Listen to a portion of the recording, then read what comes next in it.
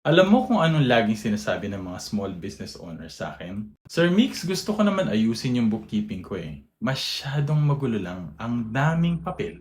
Tapos hindi ko rin alam kung tama yung ginagawa ko. Alam mo, gets kita. Hindi naman kasi tayo lahat accountant, di ba? Pero ito real talk lang ah.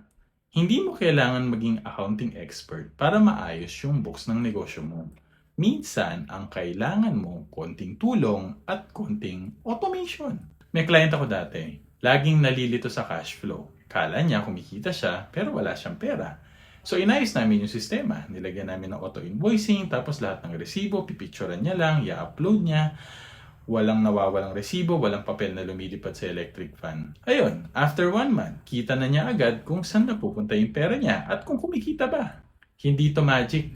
It's just about knowing how to make things easier. Bookkeeping doesn't have to be messy or overwhelming. Basta may system ka, may routine ka, you'll make your life easier and you'll understand your business better. This is the power of accounting automation. And if you're interested to know more, send us a message. Laging tandaan, basta accounting, i-automate na yan.